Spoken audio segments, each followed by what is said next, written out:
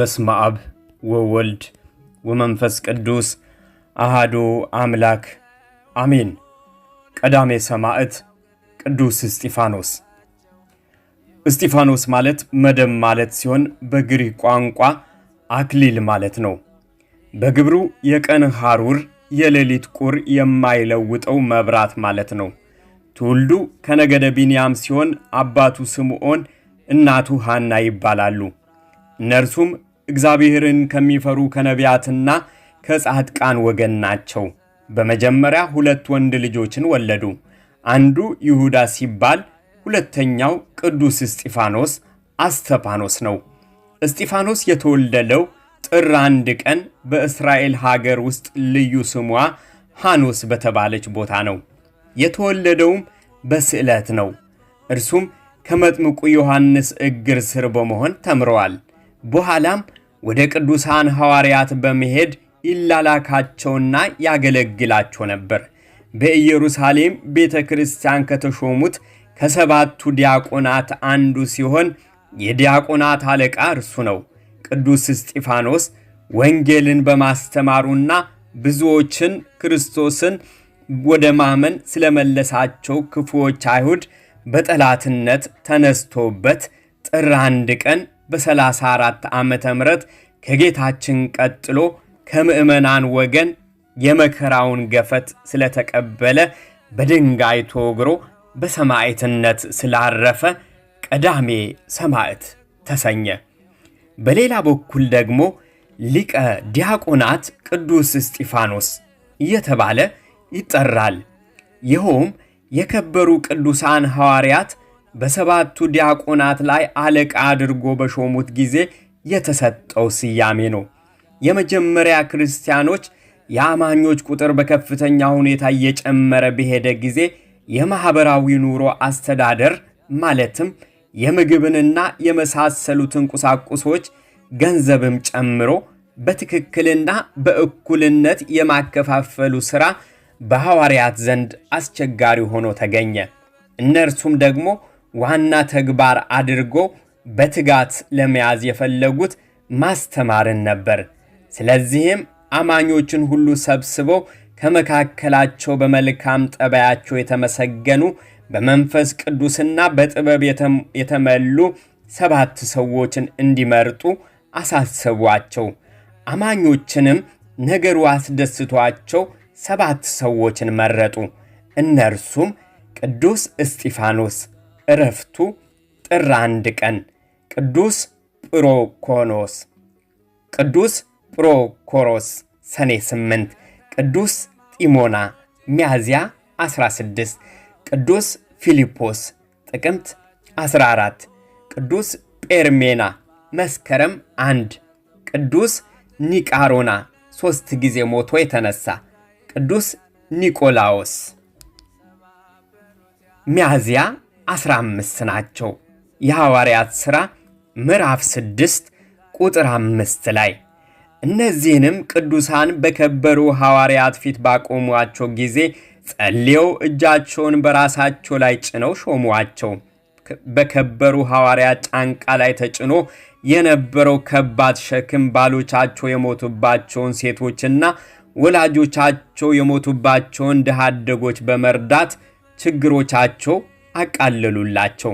በከበሩ ሐዋርያት ከተመረጡት 7ቱ ዲያቆናት መካከል ሊቀ ዲያቆናት ተደርጎ የተመረጠው ቅዱስ እስጢፋኖስን ሲሆን ሌሎችም ዲያቆናት እስከ ሕይወታቸው ፍጻሜ ወንጌልን በማስተማርና የመጀመሪያ ክርስቲያኖች በማስተዳደር በጽናት ተጋድለዋል። እነዚህም 7ቱ ዲያቆናት ከአባቶቻቸው ከከበሩ ሐዋርያት አይተው የእነርሱንም መንፈስ ተቀብለው ያልተማሩ አሕዛብን ልቦናቸውን ለመስበርና የእግዚአብሔርን ኃይልነት ተረድተው እንዲገነዘቡ በማሰብ ብዙ ድንቅ ተአምራትን ያደርጉ ነበር። ከእነርሱም ውስጥ በዋነኛነት ቅዱስ እስጢፋኖስ በአሕዛብ ፊት ያደረጋቸው ተአምራት እጅግ ድንቅ ናቸው። ቅዱስ እስጢፋኖስ በአሕዛብ መካከል ቆሞ ሲያስተምር ከቆየ በኋላ አንድ አንደበቱ ዲዳ የሆነ ሰው አጠገቡ ቢመጣ በጆሮው የሕይወት እስትንፋስ እፍ ቢልበት መስማት የማይችለው መስማት ቻለ። በዚህም ጣዖት አምላኪው ናዖስ እና ተከታዮቹ ሁሉ ወደ ቅዱስ እስጢፋኖስ ተመለሱ። ጣዖት አምላኪው ናዖስ በድርጊቱ በጣም ከመናደዱ የተነሳ ባጠገቡ የቆመውን በሬ ጠንቋዩ ናዖስ በጆሮው እፍ ብሎ ቢተነፍስበት በሬው በምትሃት ለሁለት ተሰንጥቆ በመሞቱ ወደ ቅዱስ እስጢፋኖስ የተመለሱት በናዖስ ምታታዊ ድርጊት በመሳባቸው እንደገና ወደ ናዖስ ተመለሱ። ቅዱስ እስጢፋኖስም በዚህ ጊዜ የአሕዛብ ልቦና ወላዋይ እንዳይሆንና እንዳይጠፉም በማሰብ ናዖስ እፍ ብሎ ለሁለት ሰንጥቆ የገደለውን በሬ መልሶ በሕይወት እንዲያስነሳው ናዖስን ጠየቀው። ነገር ግን ናዖስ ያንን ማድረግ አልቻለም። ከዚህም በኋላ ቅዱስ እስጢፋኖስ ናዖስ ዳግመኛው ሕይወት ዘርቶ ማስነሳት ካልቻለ እኔ ነገሩ ሐሰተኛ ነው ማለት ነው። እኔ ግን በእግዚአብሔር ኃይልና ድንቅ ሥራ ይህን ለሁለት ተሰንጥቆ የሞተውን በሬ ዳግመኛ ሕይወት ዘርቶ እንዲነሳ አደርገዋለሁ በማለት ወደ እግዚአብሔር ከጸለየ በኋላ በሬውን አስነሳው። ይህንንም ተአምር አድርጎ በማስተማር ልቦናቸው ወላውሎ ወደ ናዖስ የተመለሱት አሕዛብ ገንዘቡ እንዲሆኑ በእግዚአብሔር ኃይልነት እንዲያምኑ አድርጓል። ናዖስ በአልሸነፍ ባይነትና በአጋንንት ረዳትነት ራሱን ወደ ላይ እንዲንሳፈፍ አድርጎ በአየር ላይ ቢወጣ ቅዱስ እስጢፋኖስ የእግዚአብሔርን ተአምር በማሳየት በትዕግሥት ጠብቆ በአጋንንት ረዳትነት ወደ ላይ የተነሳውን ናዖስ በትምህርተ መስቀል ቢያማትብበት ይዘውት የነበሩት አጋንንት ሁሉ ለቀውት ሲበተኑ ናዖስም ምድር ደርሶ ተንኮታክቶ በመውደቁ በጣዖት አምላኪነት የነበሩ ሁሉ ዳግም ወደ ቅዱስ እስጢፋኖስ ተመልሰዋል። የሰማዕታት መጀመሪያ የሆነው ቅዱስ እስጢፋኖስ በትምህርቱና በተአምራቱ ብዙ ሰዎችን ወደ ቀናች ሃይማኖት ስለመለሰ ክፉዎች አይሁድ ቀኑበትና የሐሰት ምስክር አዘጋጁበት። በእግዚአብሔርና በሙሴ ላይ የስድብን ቃል ሲናገር ሰምተነዋል ብለው በሐሰት ከሰሱትና በሸንጓቸው አቆሙት። ቀዳሜ ሰማዕት ቅዱስ እስጢፋኖስም ከአብርሃም ጀምሮ እስከ ጌታችን ያለውን ሁሉንም እየጠቀሰ የሃይማኖትን ነገር አስተማራቸው። ነቢያትን ስለ ማሳደዳቸውና ስለ መግደላቸው እየወቀሰ ሲናገራቸው በትምህርቱ ተናደው ጆሮአቸውን ይዘው በመጮህ በድንጋይ ወግረው ይገድሉት ዘንድ እየጎተቱ ከከተማ ውጭ ያወጡት። ቅዱስም በድንጋይ ወግረው ሲገድሉት ከጌታችን የተማረውን አባት ሆይ የሚያደርጉት አያውቁምና ይህን ኃጢአት አትቁጠርባቸው እያለ ስለ ገዳዮቹ ምሕረትን ይለምን ነበር። ሰማይም ተከፍቶ የእግዚአብሔርን ክብር ተመለከተ። ቅዱስ ጳውሎስ ይኸውም የቀድሞ ሳውል ቅዱስ እስጢፋኖስ በድንጋይ ሲወግሩት የገዳዮቹን ልብስ ይጠብቅና ድንጋይ ያቀብል ነበር። የሰማዕትንም የእስጢፋኖስን ደም ባፈሰሱ ጊዜ ራሴ ደግሞ በአጠገባቸው ስቆም ተስማምቼ የገዳዮቹን ልብስ እጠብቅ ነበር አልሁ ብሎ ራሱ ቅዱስ ጳውሎስ መስክሯል።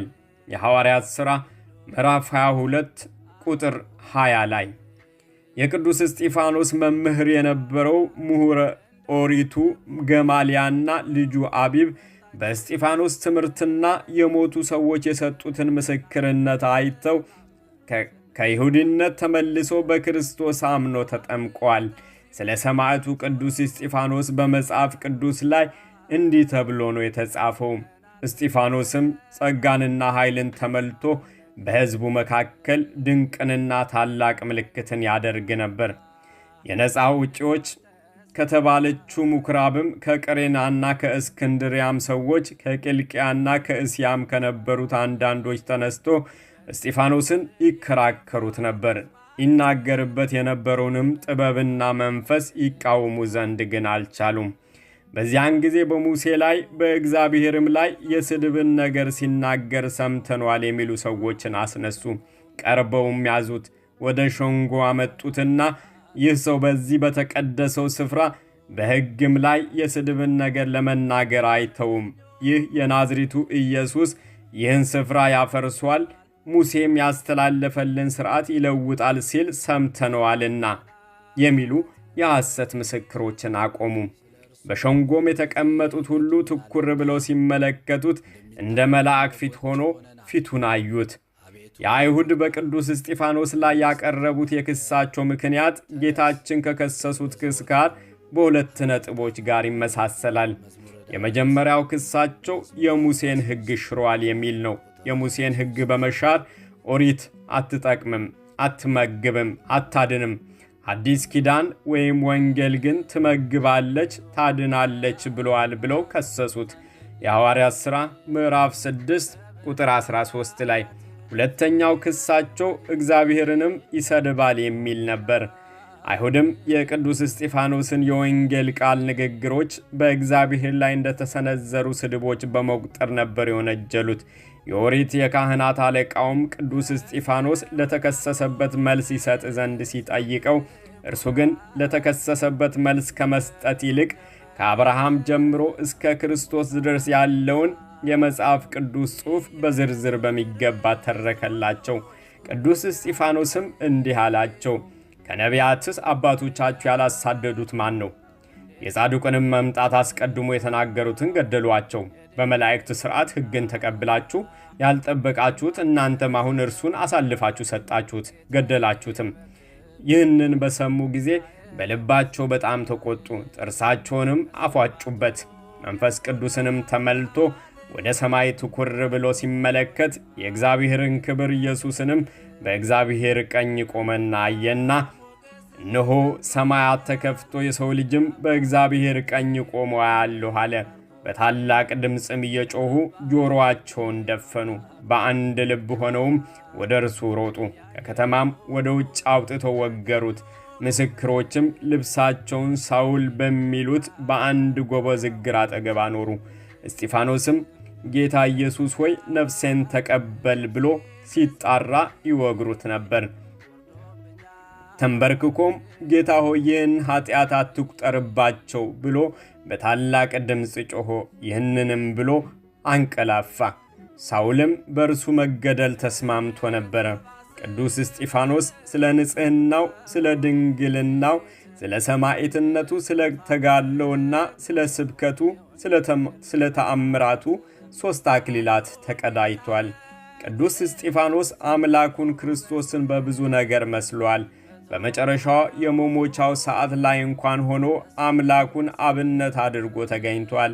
ጌታችን ነፍሴን ተቀበላት እንዳለ ሁሉ ቅዱስ እስጢፋኖስም አቤቱ ጌታ ሆይ ነፍሴን ተቀበላት ብሏል። ጌታችን አባት ሆይ የሚያደርጉትን አያውቁምና ይቅር በላቸው እንዳለ እስጢፋኖስም ጌታ ሆይ ይህን ኃጢአት አትቁጠርባቸው የሚያደርጉትን አያውቁምና በማለት ለገዳዮቹ ምሕረትን ለምኗል። በጌታችን ጸሎት እነ ፈያታዊ ዘየማንን ጨምሮ እልፍ ነፍሳት ወደ ንስሐ ተመልሰው ገነት መንግሥተ ሰማያትን እንደወረሱ ሁሉ በቅዱስ እስጢፋኖስም ጸሎት ብዙ ነፍሳት ድነው ገነት መንግሥተ ሰማያትን ወርሰዋል። የጌታችን ቅዱስ መስቀል እልፍ ሙታንን ያስነሳ፣ ድውያንን ይፈውስ እንደነበር ሁሉ የቅዱስ እስጢፋኖስም አጽም ሙታንን ያስነሳ፣ ድውያንን ይፈውስ ነበር። ቅዱስ እስጢፋኖስ የተወገረበት ድንጋይ 7 አብያተ ክርስቲያናት ታንጸውበታል። የቅዱስ እስጢፋኖስ ልደቱና ዕረፍቱ ጥር 1 ቀን ነው። ምዕመናንም ሥጋውን ወስዶ በክብር ቀበሩት። ጥቅምት 17 የተሾመበት ነው። መስከረም 15 ቀን ፍልሰተ ሥጋው። የቅዱስ እስጢፋኖስ ቅዱስ አጽሙ ሙትን ያስነሳ፣ ድውይን ይፈውስ ነበርና አይሁድ በቅናት ተነስቶ እንደ ጌታችን ቅዱስ መስቀል የቅዱስ እስጢፋኖስን አጽም አርቀው በመቆፈር ቀብረው በላዩም ቆሻሻ በመጣል ለ300 ዓመታት ያህል ተቀብሮ ኖሮ በመጨረሻ በፈቃደ እግዚአብሔር እንደ ቅዱስ መስቀሉ ተቆፍሮ በመውጣት መስከረም 15 ቀን ቅዱስ አጽሙ ወጥቶ በክብር በስሙ በታነጸው ቤተ ክርስቲያን በክብር ተቀምጧል። ይኸውም የሆነው እንዲህ ነው። ሰማዕቱ ቅዱስ እስጢፋኖስ ካረፈ ከ300 ዓመት በላይ በሆነ ጊዜ ጻድቁ ንጉሥ ቆስጠንጢኖስ ሲነግስና ሃይማኖትን በመላው ዓለም አቀና። ተዘግቶ የነበሩ ገዳማትና አብያተ ክርስቲያናትን አስከፈተ። በዚህም ወቅት የቅዱስ እስጢፋኖስ ሥጋው በሚገኝበት በኢየሩሳሌም አካባቢ ሉኪያኖስ ለሚባል ሰው ቅዱስ እስጢፋኖስ በራእይ ተገለጠለትና እኔ እስጢፋኖስ ነኝ፣ ሥጋዬ በዚህ ቦታ ተቀብረዋል በማለት ሥጋውን ያወጡ ዘንድ አዘዘው። ሉኪያኖስም ለኢየሩሳሌሙ ኤጲስቆጶስ ሄዶ ነገረውና ወደ ቦታው ሄደው ሲቆፍሩ ታላቅ ንጹጽታ ሆነና ሳጥኑ ተገኘ። ከሳጥኑ እጅግ ደስ የሚል መዓዛ ወጣ።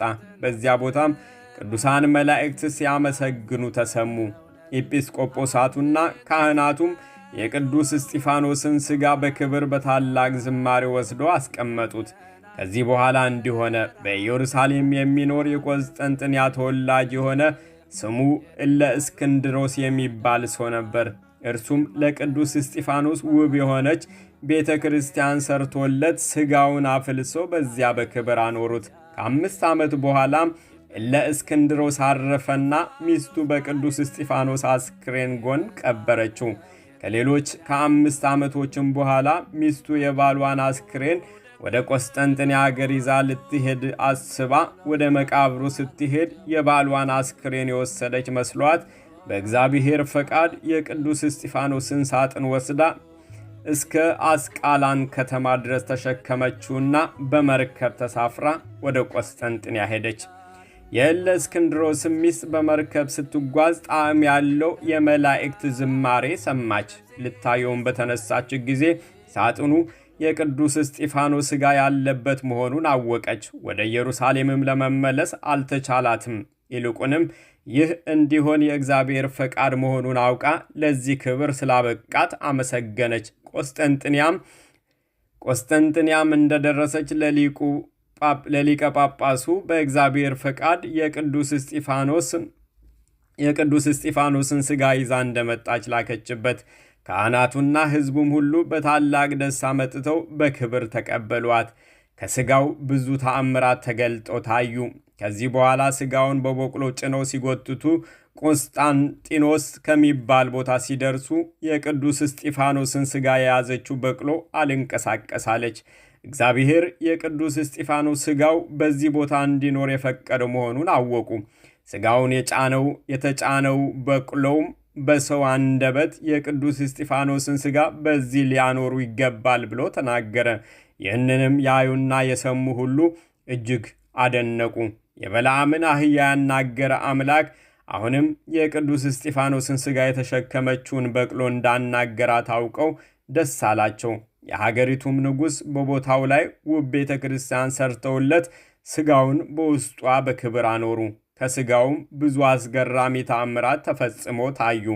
የቅዱስ እስጢፋኖስ በሁላችን ላይ ይደርብን፣ በጸሎቱ ይማረን። ወስብሐት ለእግዚአብሔር ወለወላዲቱ ድንግል ወለመስቀሉ ክቡር አሜን።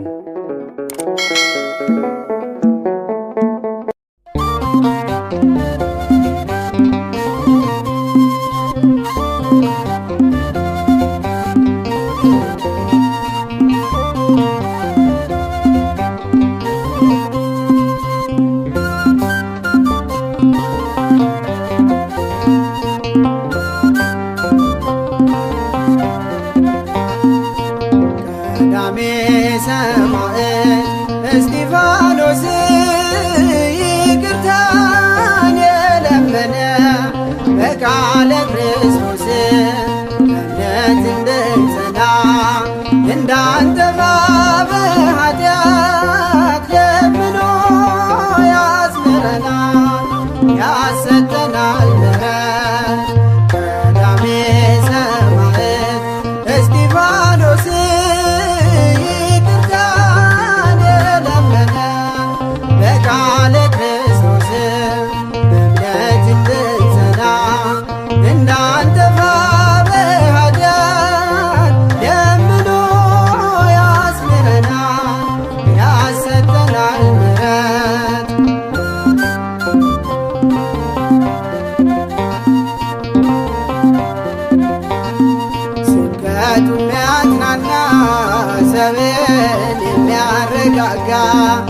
አጋንንትም የሚገዙለት በጸሎት የተጋ በግብሩ መብራት የሆነ ለዲያቆናት የተሾመ አክሊል ሊቀዳጅ ሮጠ ጸንቶ በእምነት የቆመ ቀዳሜ ሰማዕት እስጢፋኖስ ይቅርታን የለመነ በቃለ ክርስቶስ በእምነት እንድንጸና እንዳንጠፋ በኃጢአት ለምኖ ያስምረናል ያሰጠናል ምሕረት።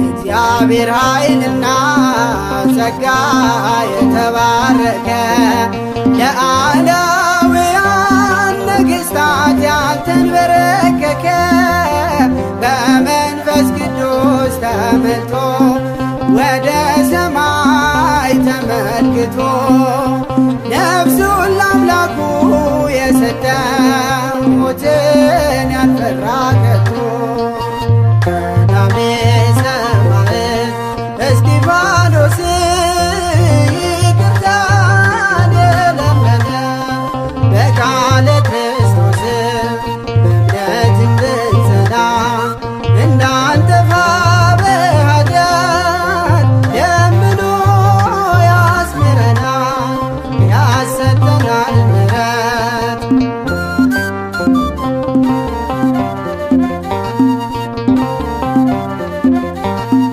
ሃይማኖቱ ጽኑ ፍጹም መንፈሳዊ በአምላኩ የተሰጠው ጸጋ ሰማያዊ የእግዚአብሔር ቃል ከፍ አለ ምእመናን እጅግ በዙ ከክፋት ከኃጢአት ርቀው አመኑ ለሕግ ተገዙ ቀዳሜ ሰማዕት እስጢፋኖስ ይቅርታን የለመነ በቃለ ክርስቶስ በእምነት እንድንጸና እንዳንጠፋ በኃጢአት ለምኖ ያስምረናል ያሰጠናል ምሕረት።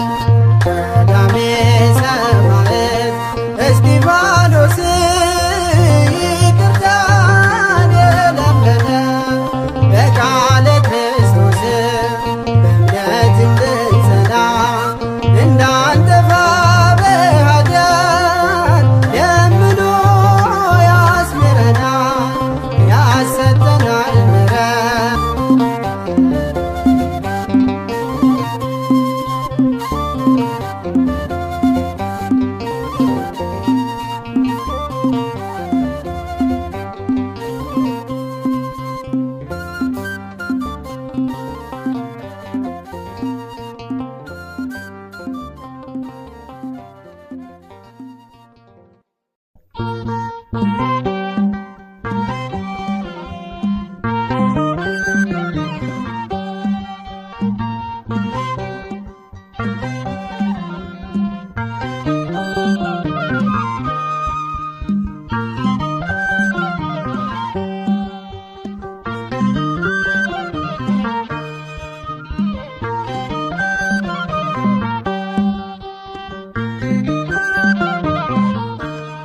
ቀዳሜ ሰማዕት እስጢፋኖስ እስጢፋኖስ መከራን አየ ስለ ክርስቶስ ቀዳሜ ሰማዕት እስጢፋኖስ እስጢፋኖስ አምላክ አስገዛት በእስራኤልም ነፍስ ቀዳሜ ሰማዕት እስጢፋኖስ እስጢፋኖስ መከራን አየ ስለ ክርስቶስ ቀዳሜ ሰማዕት እስጢፋኖስ እስጢፋኖስ አምላክ አስገዛት በእስራኤልም ነፍስ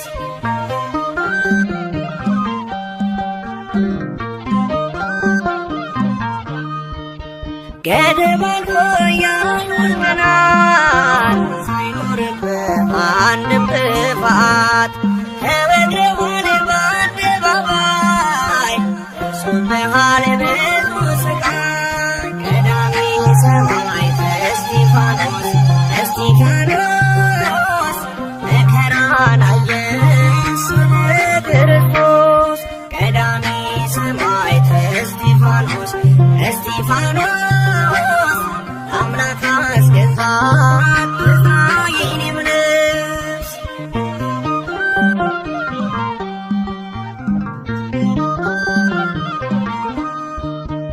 እስጢፋኖስ ደግ አባት ደግሞ ለኔ ትለያለህ የዲያቆናት ሁሉ መሪ በመለኮት ተናጋሪ ቀዳሚ ሰማዕት እስጢፋኖስ እስጢፋኖስ መከራን አየ ስለ ክርስቶስ ቀዳሚ ሰማዕት እስጢፋኖስ እስጢፋኖስ አምላክ አስገዛት የእስራኤልም ነፍስ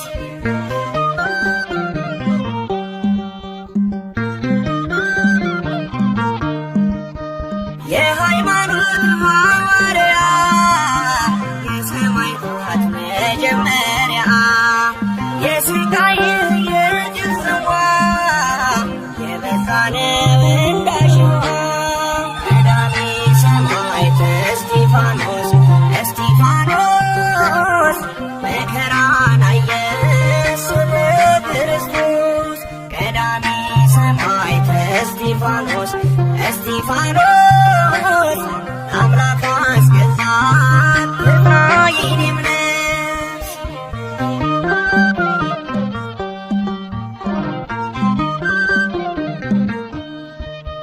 ያንተን መንገድ እንድከተል የመጣውን እንድቀበል በፊት ሆነህ አግዘኝ ድፍረትን አስታጥቀኝ ቀዳሚ ሰማዕት እስጢፋኖስ እስጢፋኖስ መከራን አየ ስለ ክርስቶስ ቀዳሚ ሰማዕት እስጢፋኖስ እስጢፋኖስ አምላክ አስገዛት የእስራኤልም ነፍስ ቀዳሚ ሰማዕት እስጢፋኖስ እስጢፋኖስ መከራን አየ ስለ ክርስቶስ ቀዳሚ ሰማዕት እስጢፋኖስ እስጢፋኖስ አምላክ አስገዛት የእስራኤልም ነፍስ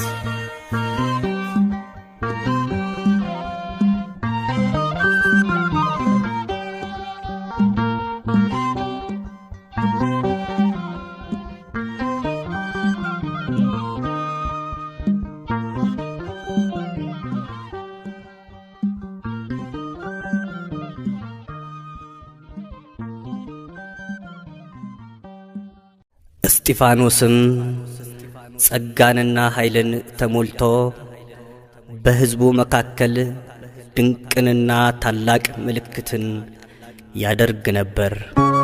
የሐዋርያት ሥራ ምዕራፍ 6 ቁጥር 8።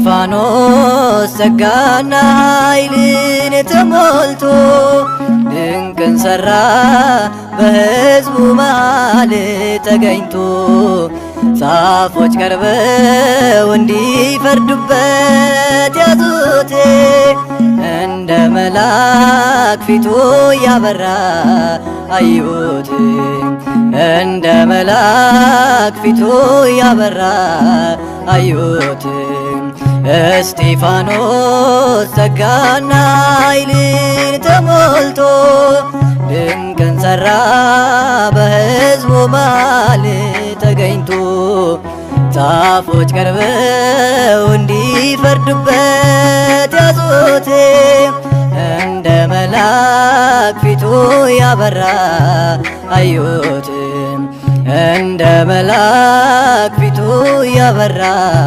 አዩትኝ።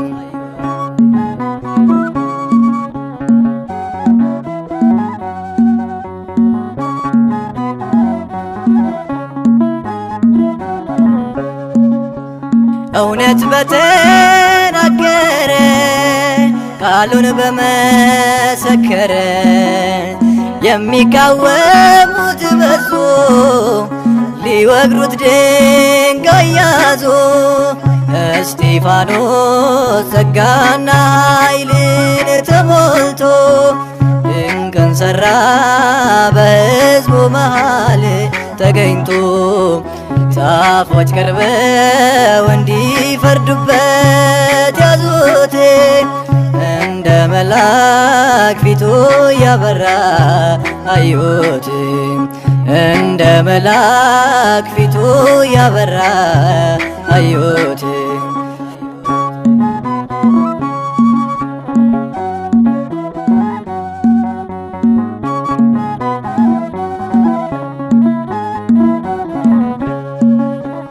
ሕገ ኦሪት አልሻረም፣ ታሪክ አላዛነፈም። በሐሰት ተመስክሮ ሊገደል ሄደ ታስሮ። እስጢፋኖስ ጸጋና ኃይልን ተሞልቶ ድንቅን ሠራ በሕዝቡ መሃል ተገኝቶ። ጻፎች ቀርበው እንዲፈርዱበት ያዙት፣ እንደ መልአክ ፊቱ ያበራ አዩት። እንደ መልአክ ፊቱ ያበራ አዩት።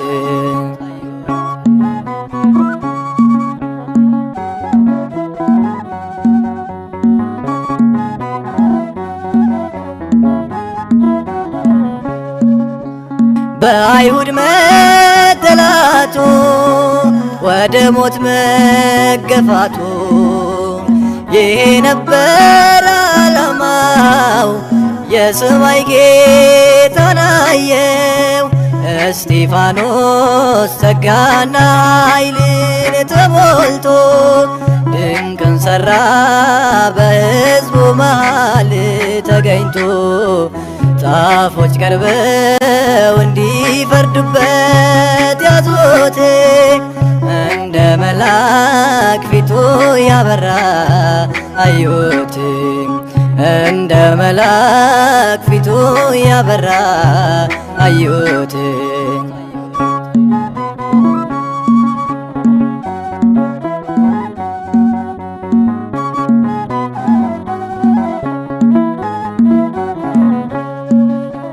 ቀዳሜ ሰማዕት ነው መከራ ያልበገረው፣ የናዝሬቱ ኢየሱስ የሸለመው ነጩን ልብስ።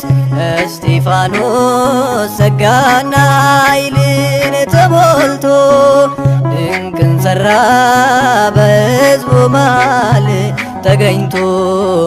ጻፎች ቀርበው እንዲፈርዱበት ያዙት፣ እንደ መልአክ ፊቱ ያበራ አዩት። እንደ መልአክ ፊቱ ያበራ አዩት።